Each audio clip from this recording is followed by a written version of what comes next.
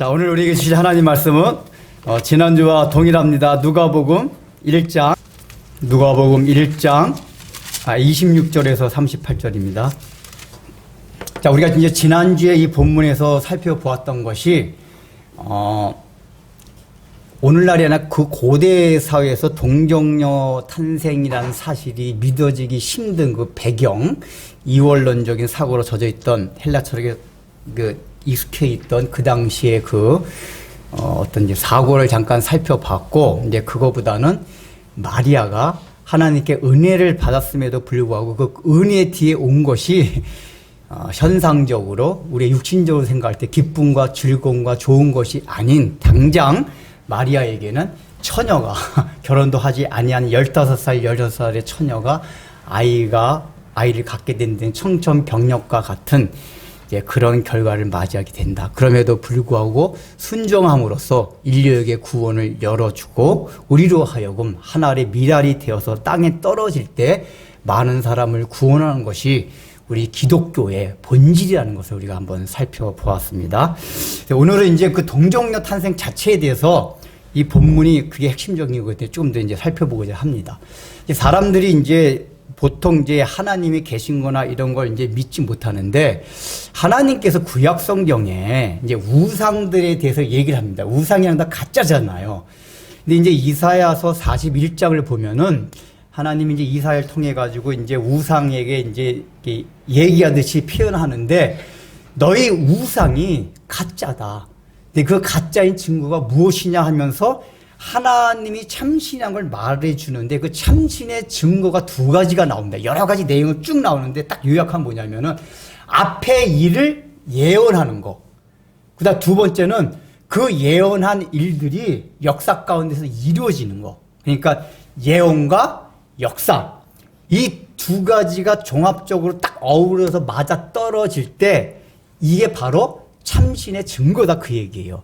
근데 실제적으로 우리가 성경 말고도 세계 여러 가지 종교 경전이 있고 철학서적이 있고 많은 위대한 인물들이 있었습니다. 성형 군자나 영웅이나. 근데 그런 철학서적이나 종교서적이나 많은 인물들의 기록을 봐도 많은 예언이 있었고 그 예언이 성취된 경우가 성경 말고는 거의 없어요. 이거 잘 생각해 봐요. 특별히 성경에서 예수님에 대한 이 예언을 한 것이 600여 가지예요. 600여 가지. 근데 그 600여 가지 가운데 예수님이 재림하는 사건 빼놓고는 다 역사 가운데 이루어졌습니다. 그걸 봤어요. 그래서 이제 하나님이 뭐냐면, 야, 우상들은 예언할 줄 아느냐? 그 또 예언을 했다면 어쩌다 뭐 노스트라다무스, 우리가 흔히 잘 아는 게 노스트라다무스의 예언입니다. 여러분, 노스트라다무스의 예언이 다 맞았습니까? 그러니까 이런 예언이 있어요. 또 우리 처녀 보고, 야, 너 분명히 결혼할 거다. 이렇게 예언을, 분명히 내가 장담한 너 결혼할 거야. 여러분, 이게 예언입니까? 이런 거는 일반적으로 우리가 살아가면서 처녀들은 나중에 결혼을 해요. 근데 이제 우리가 살아서 그런 식의 예언이 많아요. 근데 성경이 말하는 예언은 우리가 일반적으로 이렇게 추측해가지고 생각할 수 있는 예언들이 아니라 전혀 생각할 수 없는, 우리가 상식적으로 도저히 상상도 못했던 그런 일들에 대한 예언이 많아요. 그러니까 결혼을 대해서 예언을 한다면, 야, 너 결혼하게 될 것이다, 이렇게 예언하는 게 아니라, 야, 너 분명히 3년 뒤에 청와대에서 대통령의 주례로, 그리고 남자는 대통령 비서실장하고 이렇게 결혼할 거야. 이게 구체적으로. 근데 여러분, 그런 일들이 가능합니까? 대통령 청와대에서 대통령의 주례로 비서실장하고 결혼할 수 있는 확률이 있습니까? 거의 없어요. 거의. 근데 성경의 예언은 내용이 거의 그런 것들이에요. 그러니까 현실 가운데서 이루어지기 굉장히 힘든, 아까 그냥 너 결혼하게 될 거야, 요 정도는 노스트라다무스도 해요. 예언 가운데 그런 게 많대잖아요. 이게 보면은 이게 봐도 그런 예언은 나도 할 수 있겠다, 뭐 이런 예언들 많이 있는데, 성경의 예언은 그런 예언 나도 할 수 있다 하는 내용들이 없어요. 전혀 우리가 생각할 수 없는 것들이란 말이에요. 그게 메시아에 대해, 그 중에 가장 핵심적인 게 메시아에 대한 건데 600여 가지가 다 이루어졌어요. 그 중에서 오늘 이제 본문에 나온 예수님의 동정녀 탄생에 대한 것도 구약 성경에 예언돼 있다 그 얘기예요. 그게 그냥 어느 날 뚝 떨어서 갑자기 동정녀 탄생이라는 사건이 이루어진 게 아니라 이미 구약 성경에서 예언된 것이 다 이 예언도 내용 자체가 여러분 동정녀 탄생이라는 게 가능한 겁니까? 우리가 생각하기 전혀 불가능한 일이에요. 근데 이게 예언돼 있단 말이에요. 불가능한 게. 이루어지지 않을 것들이. 그래서 이게 이루어졌다면은, 야, 이게 하나님이 참신이다 그 얘기예요. 근데 여러분, 구약 성경의 동정녀에 대해서 예언한 걸 두 가지만 우리가 살펴보고자 합니다. 첫 번째가 어디 나오죠? 우리가 많이 얘기했던 거죠. 동정녀 탄생에 대한 첫 번째 구약의 예언. 창세기 3장 15절. 뭡니까? 여자의 후손이 와서 너의 뱀의 머리를 짓밟으리라. 그 뱀이라는 건 사탄을 상징하는 거잖아요. 그러면 여기서 제가 창세기 강의하면서 말씀을 여러 번 드렸어요. 그 후손이란 우리말로 번역을 후손이라고 했지 원래 씨예요. 씨. 여자의 씨가 와서 뱀의 머리가 사탄을 괴멸시킨다 그 얘기거든요. 근데 우리는 이제 그 말을 그냥 이게 넘겨 들을 수가 있는데 창세기를 모세가 기록한 겁니다. 지금부터 3,500년 전이에요. 대략. 그러면 3,500년의 세계관 속에서는 여자의 씨란 말 자체가 없던 시대였었어요. 우리가 지금 오늘날에도 씨는 다 뭐죠? 남자의 씨예요. 성도 다 남자 성이잖아요. 서양이나 동양이나 다 남자 성을 따라요. 남자. 왜냐? 이미 사람들은 남자의 씨라는 게 고대 사회부터 젖어왔고 익숙해 있었어요. 근데 이 창세기를 기록할 당시의 사회에서는 더더욱 당연히 남자의 씨, 여자의 씨라는 건 상상조차도 할 수 없는 거예요. 남자의 씨. 남자, 여자가 결혼해서 아기를 낳아도 다 남자의 씨예요. 내용은. 근데 그런 시대에 여자의 씨가 와서 이렇게 지금 예언을 했단 말이에요. 그러니까 이거는 일단은 그 시대 사고에서 전혀 상상도 못했던 표현이다 그 얘기예요. 우리 지금은 그냥 넘겨둘 수 있지만 그 여자의 씨가 뭐라고 그랬죠? 남자와 결혼하지 아니하고 남자의 도움 없이 남녀관계 없이 올 후손이다 그 얘기예요. 이게 이해되세요? 그게 여자의 씨란 말이에요. 남자의 씨가 아니라. 생물학적인 관계를 통한 것이 아닌 그 자가 와서 뱀의 머리를 짓밟으리라 그 얘기란 말이에요. 그러니까 창세기에 가장 먼저 구약에서 가장 먼저 약속한 게 바로 동정녀 탄생에 대한 걸 약속한 거예요. 남자의 힘으로 아니한 오직 여자의 씨로 여자의 씨가 와서 사탄의 세력을 괴멸시킨다. 그 다음에 두 번째는 어디입니까? 이사야 7장 14절에 보면은 보라 처녀가 잉태하여 아들을 낳을 것이요 그 이름을 임마누엘이라 하리라 그렇게 얘기를 합니다. 그때도 뭐야? 처녀가 잉태하여 아들을 낳을 것이요. 이제 가끔가다 그 김용옥 같은 교수나 자유주의 신학자들은 이 처녀가 이제 이 히브리어 뜻 자체는 원래 어린 소녀, 젊은 여자 그래요. 직역을 하면은 처녀가 아니라 그래서 야, 이 처녀가 아니라 젊은 여자, 어린 소녀다. 그러니까 이 사람들은 한 가지 늘 선무당이 사람을 다룬다고 어중간하게 아는 사람들이 꼭 저기예요. 그것까지 맞아요. 근데 그 히브리어 단어, 야라라는 히브리어 단어가 젊은 여자, 어린 소녀라고 쓰인 문맥이 있어요. 그 당시 문맥. 이 단어가 항상 어느 문맥에서 쓰였냐 하면은 결혼하지 아니한 어린 여자들을 지칭할 때 문맥과 항상 이 단어를 썼단 말이에요. 그러니까 단어를 직역 바로 번역을 하면 그냥 젊은 여자, 어린 소녀 이랬지만은 문맥 가운데서 내용은 늘 결혼하지 아니한 처녀였단 말이에요. 그래서 우리말 번역은 처녀를 번역을 한 거예요. 근데 요걸 가지고 원래 그게 젊은 여자였기 때문에 처녀가 아니다라고 주장하는 김용옥 같은 사람이 있는데 그게 이제 어설픈 무당 아니 선무당입니다. 선무당. 저기 처녀가 잉태하여 아들 난다. 여기서도 예언을 했어요. 근데 그 이사야 7장 14절에서 예언한 그 내용이 문맥 가운데 굉장히 생뚱맞은 내용 가운데서 그 내용을 예언합니다. 그러니까 예를 들면 뭐 메시아에 대한 예언을 하는 가운데 야 그 메시아가 어떻게 태어나는지 알아? 처녀가 잉태해서 그 아이를 낳을 것이고 그 이름은 임마누엘이라 할 것이야. 이렇게 예언을 해야지 매끄럽잖아요. 근데 실제로 이사야 7장을 읽어보면은 전혀 앞뒤 내용이 그런 내용들이 아니에요. 그 내용이 뭐냐면은 배경이 이제 남유다와 북이스라엘이 나눠졌습니다. 그때 그 나눠진 상태에서 주변 이 정세가 어떻게 변했냐면은 아수르 제국이 강대하기 시작했습니다. 그래서 아수르 제국이 저 터키 쪽을 다 점령하고 그러면서 이집트까지 애굽까지 점령을 하고 남하하고 있었어요. 그래서 겁을 먹은 아람, 오늘날의 시리아 땅에 있던 아람과 북쪽 이스라엘 왕, 그러니까 왕 이제 베가와 아람 왕 르신이 연합을 맺어. 야, 연합해서 오는 시리아를 우리 막아내자. 그리고 남쪽 유다한테도 야, 우리 같은 동족이니까 우리 셋이서 연합해가지고 저 시리아 군대를 막아내자라고 얘기를 해요. 근데 이제 이 남유다 왕 아하스는 생각해 보니까 야, 이게 보니까 지금 이제 애굽은 지는 해고 저 아수르가 떠오르는 해 같아요. 그래서 그 연합군에 난 그쪽 연합 안 할래 하고 아수르하고 이렇게 딱 이제 아수르 편을 들어요. 자기는 아수르 편을 들어요. 그러니까 북이스라엘과 아람이 이놈의 자식이 우리보다 약한 게 야, 우리하고 연합을 안 하고 아수르 편을 들어? 안 되겠다. 우리가 아수르를 막기 전에 너희부터 공격해야겠다 하고 아람 북이스라엘 연합군대가 남유다를 침공합니다.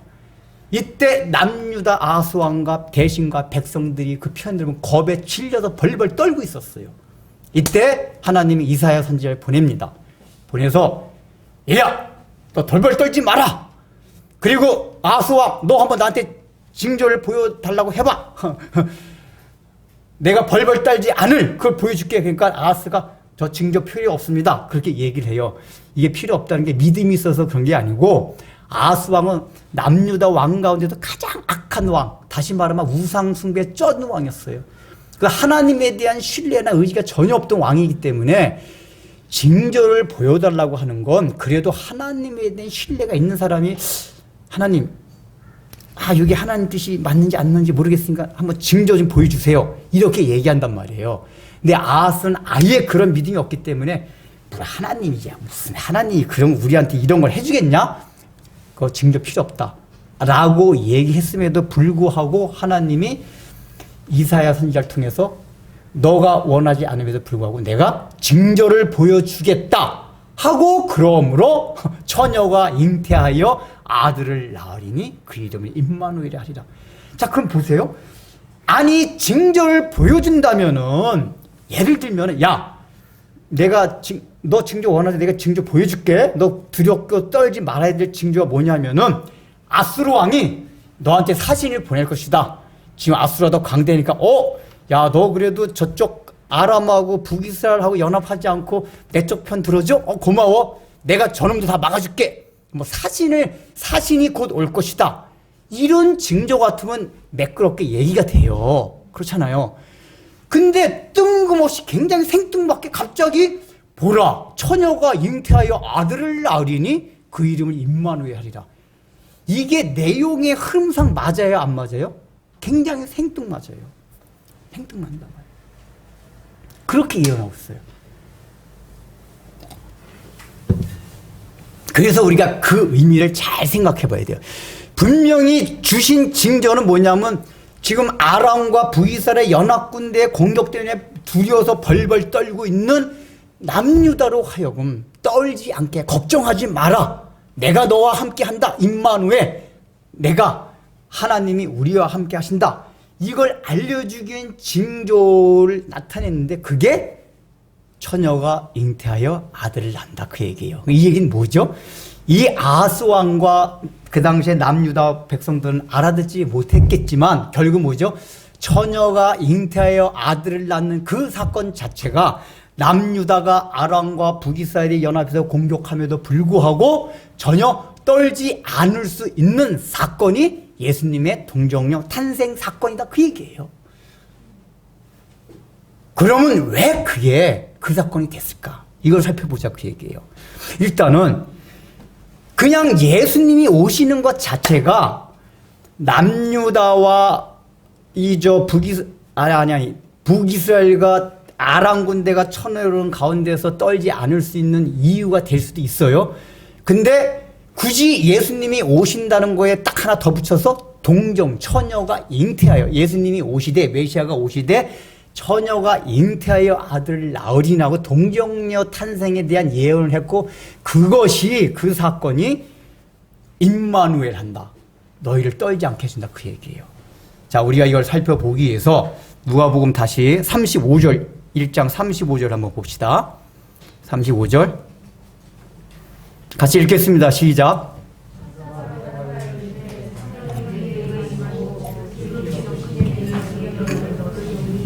이러므로 나실 바 거룩한 이는 하나님의 아들이라 일컬어지리라. 그래, 자 보세요. 잠깐만요. 네. 김태현 집사님하고 정모하고 지금 집에서 예배를 드리는 하는데 네. 자꾸 이렇게 저는 유튜브를 들어 이렇게 이어폰 끼고 들으니까 저는 잘 들리는데 자꾸 이렇게 웅웅거리고 안 들린다 그래서 제가 양쪽 끼고 보니까 네. 지금 목사님 이 마이크하고요 음. 여기 교회 마이크하고 이 목사님 이 마이크를 옷에다 달아야 될 것 같아요. 이게 웅 소리가 나는 게 이게 겹쳐서 그러는 거예요. 이거를? 그냥 교회 저거 노트북 마이크 다 껐거든요. 껐는데 지금 잡음 소리 들리고 안 들린다 그러는 거 보니까. 그래? 원래 그렇게 했어도 잘 들어갔었는데 그렇지. 그런데 하여튼 자꾸 너무 힘들 집중이 안 된대요. 네. 김태현 집사가. 그래서 지금 오늘 저 김태현 집사도 몸이 아프고 정문에 다 감기가 심하게 걸려가지고 지금 집에서 되고 왜냐면 있다는데. 얘하고 이렇게 부딪히고 우욱 소리가 날 수 있거든요. 가능한 아프지들 마세요. 나와야 되세요. 이거를 걔하고 좀 어떻게 해야 돼? 목사님 이걸 끄지 뭐 그럼. 아, 이걸 끄면 안 되나? 안 아, 들리시잖아. 일단 해봅시다 이거. 그냥 이렇게 하면은 좀 아니, 일단 해봅시다 이거. 그거 설정 잘 돼 있어요? 예, 다 다른 거 잘 껐고요. 일단 알았어 해가. 자, 해봅시다. 우리 교회는 그냥 이렇게 잠깐 끊어져도 괜찮은 게 우리 교회예요. 별 상관없어요 그냥. 그래가지고 격식과 형식을 안 배워가지고 네, 계속 이어가겠습니다. 그래서 이제 요 35절을 이제 보시면은 여기서 중간에 지극히 높으신 이의 능력이 너를 덮으시리니 그랬어요. 이게 지금 뭐에 대한 답이죠? 마리아가 야, 너에게 하나님의 은혜가 임하겠다고 그 내용이 뭐였죠? 너희가 아이를 잉태하게 될 것이다. 그러니까 마리아가 깜짝 놀래가지고 예? 제가 남자를 알지도 못하는데 아이를 임신한다고요? 그러니까 거기에 대한 답으로 천사가 준 말이 이거예요. 이게 뭐죠? 지극히 성령이 내게 임하시고 지극히 높으신 이의 능력이, 그러니까 성령의 능력이 너를 덮어서 잉태할 수 있게 된다 그 얘기예요. 그러니까 이게 성령으로 잉태한다는 얘기는 잘하는 게 성령이 이 자리에 앉아서 성령이 잉태한 게 아니라 그 성령의 능력이 불가사의한 여자의 자궁 속으로 하나 들어갈 수 있도록 하신다 그 얘기예요. 근데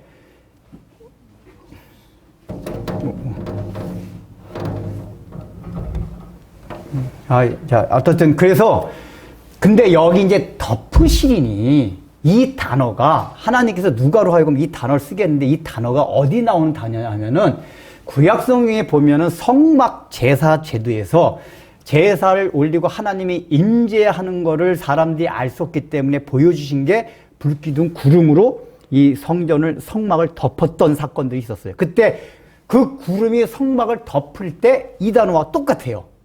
그 다음에 또 하나 뭐냐면 창세기 우리가 1장 2절을 보면은 1절 하나님이 태초에 천지를 창조하시니라. 그리고 땅이 혼돈하고 공유하며 흑암이 깊음 위에 있더라. 그렇게 했어요. 그 다음이 뭐죠? 하나님의 신이 거길 운행하시니라 할 때 그 운행하시나 같은 적이 돼요. 자, 그럼 봅시다.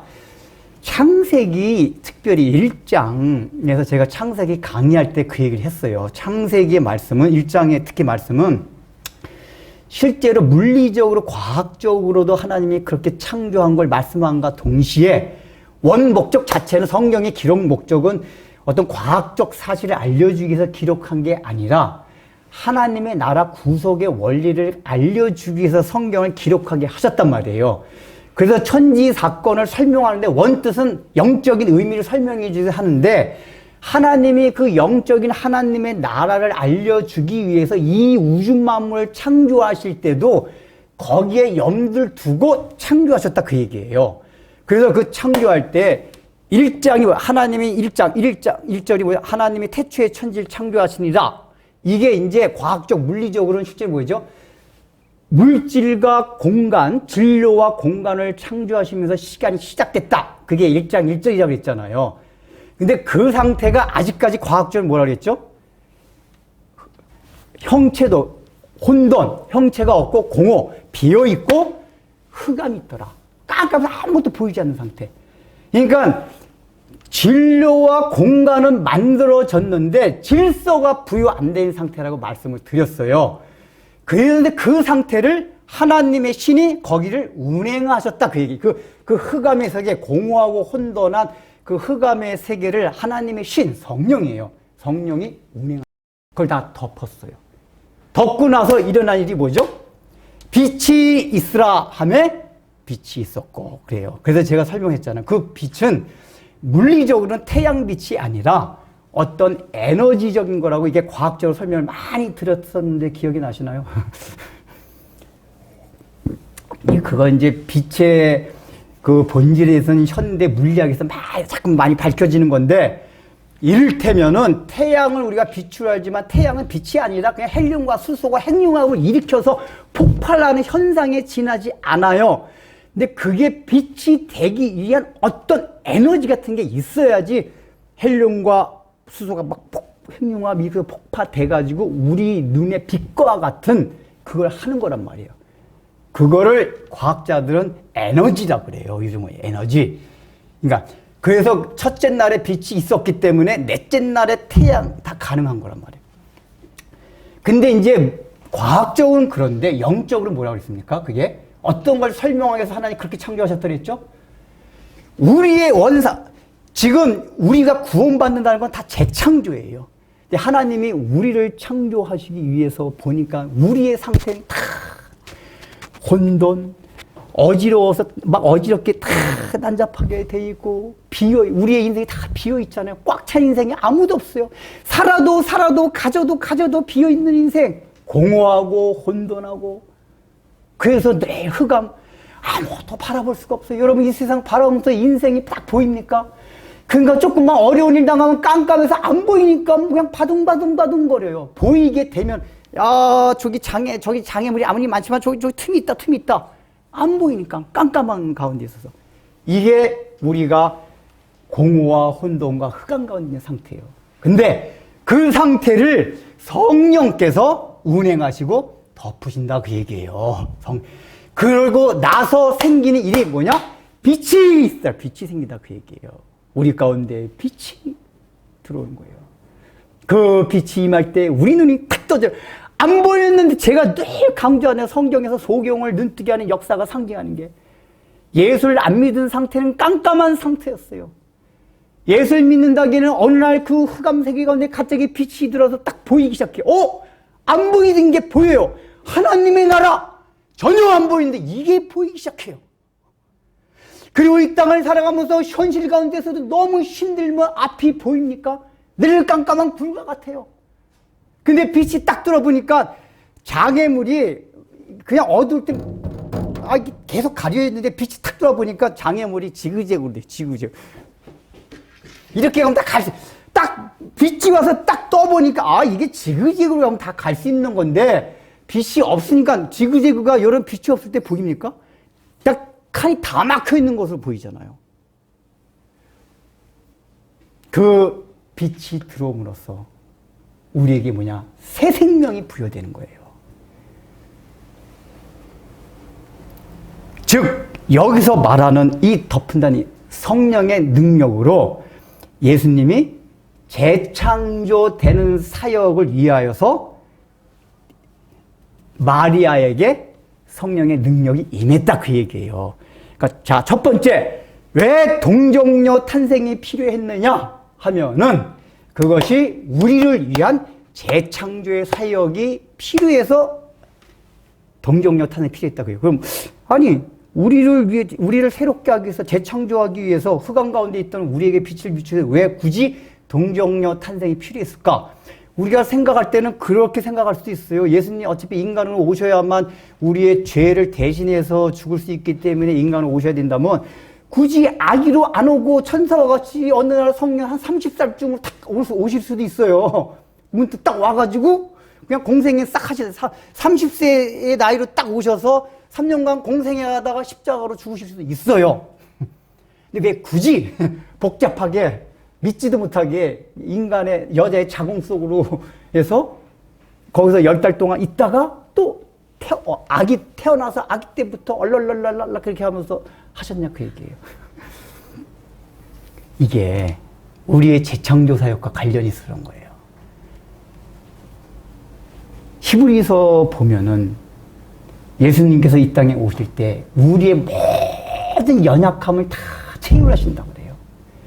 여러분, 그래서 우리가 연약하고 부족함에도 불구하고 은혜를 입는 게 뭐냐? 예수님이 어린 아기 때, 그러니까 인간으로 불뚝 태어나면 그게 없어요. 근데 인간이 살아가는 모든 과정을 다 거쳤기 때문에 우리의 연약함을 공감을 할 수가 있는 거예요. 야, 너희들 그 육체를 입었으니까 얼마나 연약한 걸 내가 안다.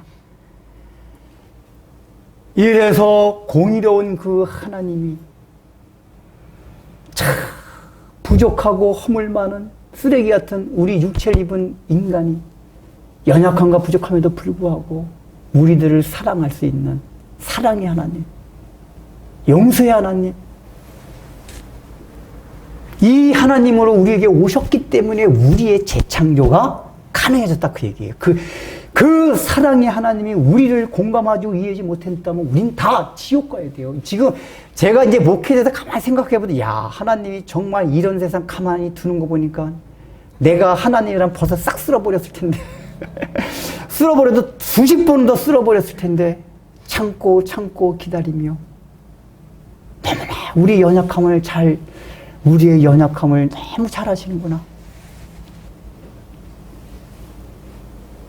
그게 가장 아기 때부터. 그러나 죄가 없으신 분이기 때문에 성령으로 와 있단 말이에요. 그래서 여기 이 너를 덮으시리니 이 얘기가 바로 우리를 재창조하기 위해서 흑암 가운데 있던 성령을 오셔만 했다. 근데 아까 우리가 그 덮으신다는 첫 번째 얘기했잖아요. 성막이 하나님 임재 덮을 때 이 단어라고 했잖아요. 거기서 뜻하는 것도 동일해요. 성막에서 제사 드린 게 다 뭐죠? 이스라엘 백성들이 죄를 가지고 제사장이 중보하고 기도하고 양을 대신 잡아서 안수합니다. 하나님, 이 백성들이 가져온 죄를 양에게 전가합니다. 그리고 양을 대신 죽여요.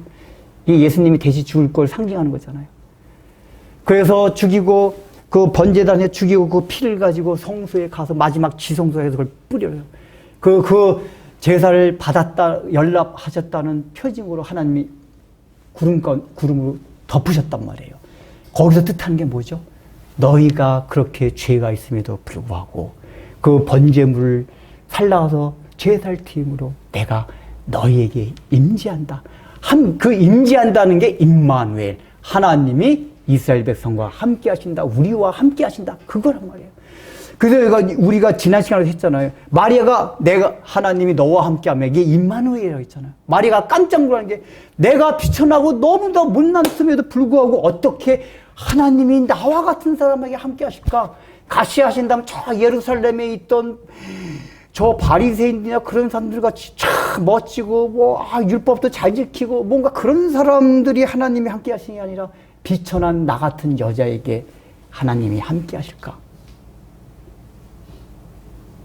근데 이게 바로 그 덮으신다는데요.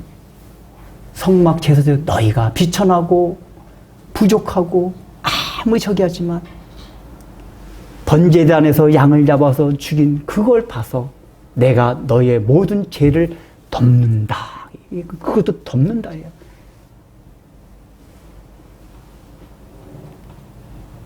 그래서 동정녀 그냥 30살로 딱 짠! 하고 나타날 수 있는데 이렇게 오셨단 말이에요. 그래서 어린아이부터 다 그리고 인간의 겪는 모든 과정을 갖춰가신 거예요. 그래서 우리는 동정녀 탄생을 뭘 생각해야 되냐? 우리가 재창조되기 위해서 예수 믿었구나. 이 사실 늘 생각해야 돼요.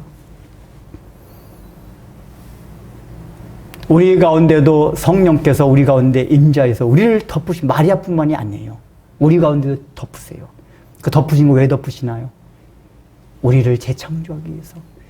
여태까지 썩어질 것에서 헤매고 구더기 파고 그러고 살고 있는 우리들을 새로운 빛의 세계로 인도하기 위해서, 재창조하기 위해서 지금 우리를 덮으시고 계신다 그 얘기예요. 성령께서. 그러니까 예수님뿐만 아니다. 우리도 그렇게 태어난다 그 얘기예요. 그게 우리의 영적 성장과 과정을 보여주게 돼요. 우리가 예수를 믿게 되면 어느 날, 그러니까 우리가 그런 게 있어요. 좀 예수 믿으면 갑자기 짠 하고 변화된다든지. 그러니까 그 답답한 게 있어요. 저도 이제 신앙생활에서 그게 답답한 게 있었는데, 어릴 때부터 이렇게 예수 믿고, 제가 이제 막 어릴 때, 제가 다혈질이라서 막 그게 있거든. 막 성질내고 그런 게 있거든요. 그것 때문에 제가 이제 어릴 때 설교를 들었는데 어느 목사님이 그러더라고요. 자기 막 혈기가 나와가지고 그걸 위해서 정말 하는 혈기 좀 안 나게 해주세요. 막 너무 간절하게 기도하니까 나중에 막 혈기 참니까 개거품이 나오더래요. 입에서 막 개거품이. 그리고 나서 혈기가 끊어졌대요. 제가 이제 그런 설교를 듣고 나서 하나님, 저도 이 다혈질, 이 성질 더러운 거 좀 막 해주세요. 아니, 그렇게 기도를 하는데 금방 안 돼요, 이게. 난 기도만 하면 바로 막 성질날이 확 했어도, 뭐 이럴 줄 알았는데, 이게 탁 튀어나와요. 그래가지고, 이게 왜 이럴까? 그러니까 이게 뭔가 이게, 뭔가 내가 새롭게 되고 뭐가 되는 게 막 갑자기 확 해가서 막 그런 마음이 있는데, 근데 성질이 급해서 그렇다고 또, 하나님. 그게 그렇지가 않더라고요. 굉장히 점진적으로 이루어져요. 이게 뭔지 아세요? 우리가 영적으로 태어나는 것도 갑자기 예수 믿는 순간 30살로 된 성인으로 탁 태어나는 게 아니에요. 어린 아이로 자궁에서 탁 10달 동안 신음하고 공연하다가 누군가 그 사람을 위해서 기도하고 이놈의 새끼 도대체 그렇게 기도해도 예수를 안 믿냐. 어떤 아이 막 뱃속에서 잘 안 나오고 막 뱃속에서 막 속색이는 애들 있잖아요. 막 뒤집어졌다 말았다 병원 막 하고 뱃속에서부터 우리 영적으로도 그래요. 어떤 사람이 그 사람의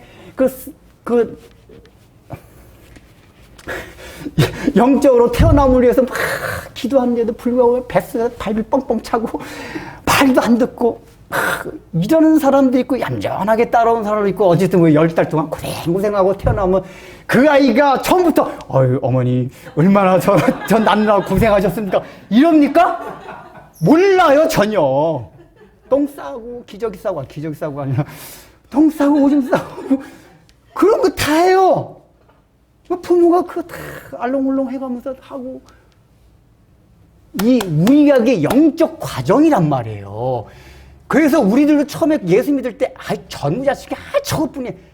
당연한 거예요. 예수를 믿으면 처음에 다 똥 싸고, 오줌 싸고, 거기서 버벅거리고, 그래요. 그래서 아까 장로님도 기도했지만 그런 거 가지고 정지하고, 너희 새끼 왜 그래? 이러면 안 된다. 그 얘기예요. 우리 영적인 성장인 과정들이 있어요, 과정들이. 그걸 보여주시기 위해서 예수님이 굳이 30살로 짠하고 안 나타나고 동정녀로 오셨다 그 얘기예요. 그리고 그래서 이제 넘어갑시다. 그 동정녀로 오신 이유가 그예요. 근데 이제 동정녀 오셔서 덮으신다는 게 뭐죠? 아까 그 성막에서도 하나님이 임재하신다. 그걸 이스라엘 백성이 받아들인 건 하나님이 이제 우리와 함께 하신다. 그거예요. 그러니까 제가 말씀드렸잖아요. 제사장이 나팔을 마지막에 제사장이 지성소 제사 다 드리고 끝나고 나와서 나팔을 분다. 이제 죄 용서함을 받았다 이렇게 선포한다 그랬잖아요. 그때 이스라엘 백성들 할렐루야 아멘. 그러면서 하나님이 우리와 함께 하신도다. 그 고백을 했단 말이에요. 임마누엘. 우리가 죄가 있었음에도 불구하고 주께서 우리 모든 걸 다 덮으시고 그 덮으신다는 게 모든 부적을 덮었다는 것과 함께 하나님이 우리와 함께 하신다. 임마누엘. 그 은혜를 말합니다. 근데 생각해 보십시오. 아까 다시 이사야 그 배경으로 넘어갑시다. 그 하나님이 이사야 선지를 통해서 아수왕과 남유다 백성에게 약속을 해주실 때, 임마누엘의 약속을 해줄 때 상황이 어땠죠? 아람 군대와 북이스라엘이 공격을 받아서 벌벌벌 떨고 있었어요. 그러면은 좀 아까 말씀드렸듯이 압수르 제국을 통해서인지 이렇게 뭔가 도와줘야 될 거 아니에요. 아무것도 없어요. 그리고 나중에 어떻게 되죠? 남유다가 바벨론 포로로 끌려갑니다. 근데 그런 상황 가운데서 하나님이 우리와 함께 하신다? 이걸 여러분 그게 가능할 것 같아요. 하나님이 우리와 함께 하신다면은 그 근심 걱정에 벌벌 떨고 있는 우리들을 그 자리에서 당장 뭔가 구출해 줘야 되잖아요. 그게 하나님이 나와 함께 하신다는 증거가 되잖아요. 근데 그걸 뚝 얘기하고 나서는 상황은 계속해서 아람 군대와 북이스라엘 연합군에서 막 힘들고 어렵고 하다가 결국은 더 가다가 아예 바벨론한테 폭삭 멸망당하고 다 포로로 끌려가요. 그때 이스라엘 백성들의 심정이 하나님 우리 버렸다 다 이랬었어요. 전부 다. 제가 이 임마누엘 하면 제 삶 가운데 떠오르는 아주 탁 떠오르는 사건이 있어요. 제가 청년 때 우리 집안이 뭐 해도 뭐가 안 돼요. 뭐 새로운 뭐 좀 장사 좀 하려고 돈 빌리면 뭐 사기당하고 뭐 안 되고 그냥 막 빚만 져요. 그 주변에서 뭐라고 하냐면 야 너네는 어떻게 뒤로 넘어져도 코가 깨지냐. 여러분 뒤가 넘어지는데 코가 깨지기가 참 힘들어요. 그 이제 일반 세상 말로 재수 억세게 없다 이제 그럴 때 뒤로 넘어져도 코가 깨진다 그러는데 우리가 그런 상황이었거든요. 주변에서 그랬어요. 그러니까 우리 어머니도 힘들고 동생들도 힘들고 나도 힘들고 다 힘들었어요. 근데 우리 큰 이모님이 있어요. 우리 외가 쪽은 다 불교 집안이고 큰 이모님은 특히 불교 가운데도 그 미신적 불교, 뭐 점쟁이, 무당, 무지하게 찾아다니신 분이에요. 어느 날 우리 집에 오셔가지고 우리 어머니한테 그러시더라고요. 제가 그때 있었는데 야야야 너 집 그렇게 안 되는데 왜 이렇게 안 되냐. 그래서 좀 어디 좀 내가 영한 그 점쟁이 무당을 알고 있대요. 그냥 거기 가서 전 좀 한번 봐보자. 뭔가 한 개사까지 해야지 이거 너네 집이 너무 안 돼가지고 어떻게 뒤로 넘어져 코가 깨지냐. 그래서 아이 무슨 소리냐 우리가 아무리 힘들고 어려웠지만 이모님 그게 무슨 말씀이냐고 우리가 예수 믿는 사람인데 어디 가니. 딱 했더니 나중에 이제 얘기를 들어보니까 우리 이모님이 우리가 허락을 하니까 몰래 가서 봤대요. 우리 몰래. 그러니까 우리 직접 가지 않아도 가능한가 봐요 그게. 그래 몰래 가보니까 나중에 이제 이모님 와서 그러는 거예요. 얘기를 하는데 야 너희가 허락을 할 때 내가 몰래 너희 집 가가지고 우리 무당집 와서 그 점을 봤는데 야 신기하게 그 무당이 그러더래요. 이 집 예수 믿는 집이냐고. 우리 신이 열 뚫고 들어가지 못한다고.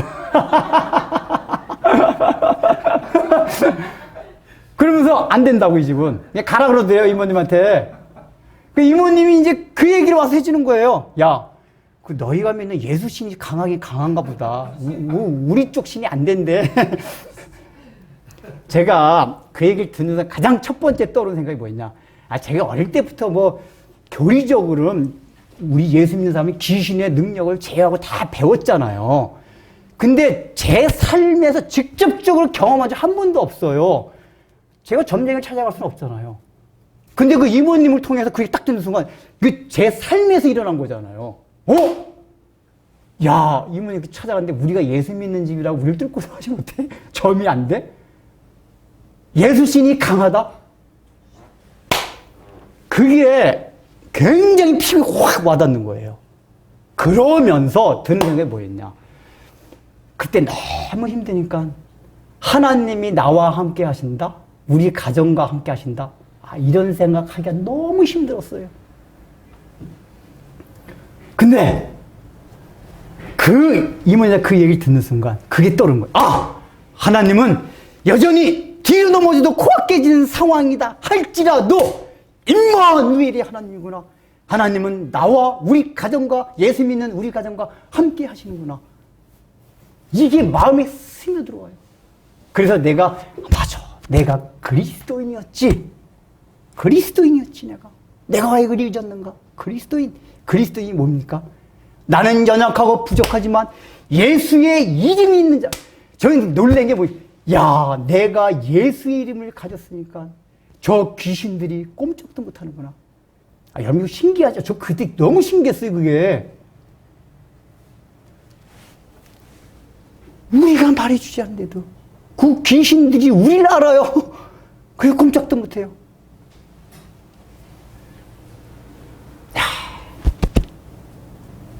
나의 정체성을 깨닫게 하는 사건이었어요. 그 정체성의 내용이 뭐냐? 나는 그리스도인이다. 하나님이 예수의 이름을 가진 나는 하나님이 함께 하신다. 비록 뒤로 넘어져서 코가 깨진다 할지라도 거기서 힘과 소망이 생겼어요. 위로가 됐어요. 참 재밌는 건 뭐냐면은 그래서 이모님한테 이모님 보세요. 그 무당 예수 신이 강하시냐 그랬잖아요. 그런데 예수 믿으세요. 그 이모님도 오셔. 야, 그거 참 신기하더라. 어떻게 우리 그 양반이 너야 예수 믿는 걸 아냐? 그 예수 신 그러니까 이모님 예수님이 강한 신이라며 방금 그랬잖아. 예수 믿으세요. 그러니까 야, 그래도 내가 평생 믿어왔던 신을 어떻게 버리냐? 나 환장하겠어요, 정말. 아니, 내가 평생 믿어왔던 신을 어떻게 버리냐 그래요. 결국은 예수 안 믿고 돌아가셨어요.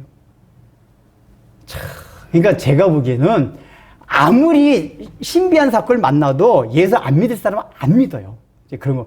그것도 너무 신기하니까 본인이 이렇게 봐요, 이모님. 그러니까 예수 믿으시라고요. 예수 믿고 이제 그 신 버리고 예수님 믿으세요.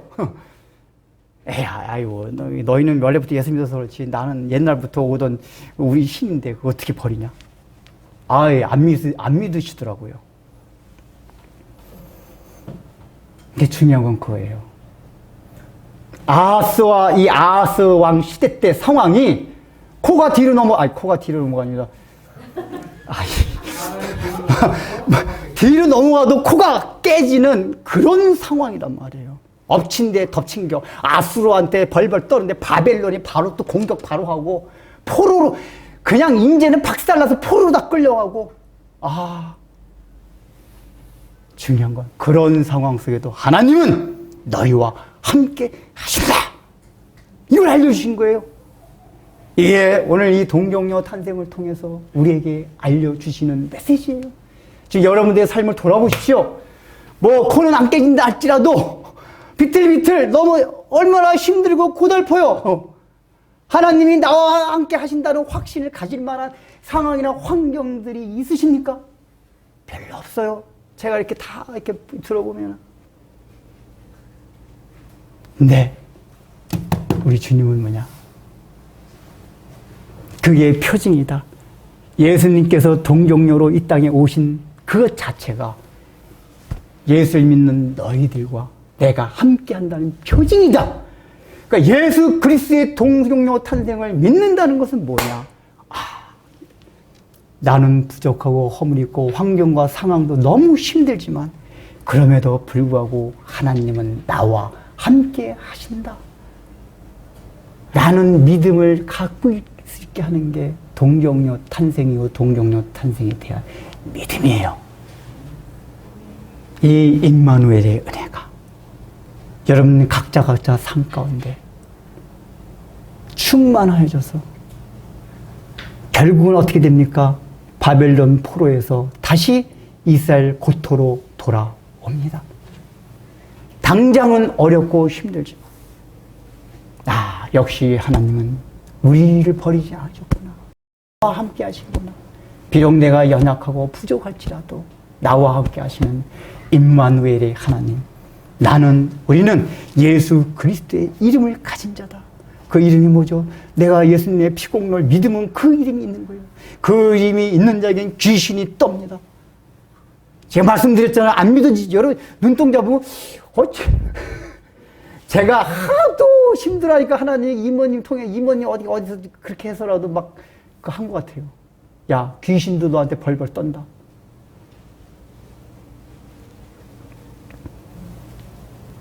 이 임마누엘의 은혜가 우리 모든 교우들 삶 가운데 넘쳐나기를 주의 이름으로 축원합니다. 아멘. 기도하겠습니다. 주님, 동정녀 탄생을 통해서 부족하고 허물이 있음에도 불구하고 우리의 환경과 상황이 우리를 짓누르고 뒤로 넘어져도 코가 깨어지는 그런 악한 상황 가운데서도 여전히 나는 너희들을 사랑한다. 나는 너희들과 함께 하고 있다는 약속을 주시고 성경을 통하여 역사를 통하여 그 신실함을 보여주시며 오늘날에도 우리 많은 사랑하는 성도들에게 그것을 보여주시는 하나님께 감사하며 주님께 봉헌을 드립니다. 참으로 우리가 주님의 그 은혜를 알고는 있지만은 우리가 육신을 입었기 때문에 아직도 죄성을 지녔기 때문에 그 임마누엘 실 하나님을 깨닫지 못하고 느끼지 못하고 우리의 환경과 상황 속에서 탄식하며 때로는 원망하고 회의하고 살아갈 때가 얼마나 많은지 모릅니다.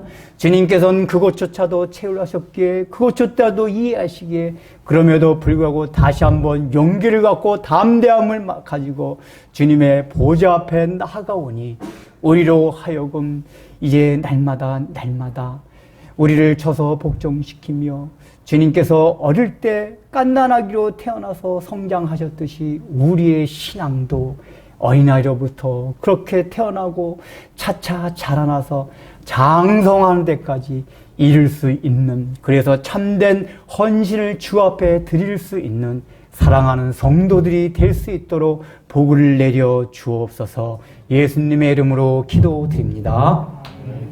축도하고 우리 예배 마치겠습니다. 이제는 우리 구주 예수 그리스도의 무한하신 은혜와 하나님 아버지의 놀라우신 사랑과 성령님의 감동과 권면하심이 오늘 이 말씀을 듣고 임마누엘 하신 하나님의 은혜를 생각하며 비록 내가 수고롭고 힘든 상황에 있다 할지라도 그 약속을 믿고 하나님의 은혜를 경험하며 살아가길 소망하는 사랑하는 성도들 위해 이제부터 영원토록 함께 있을지어다.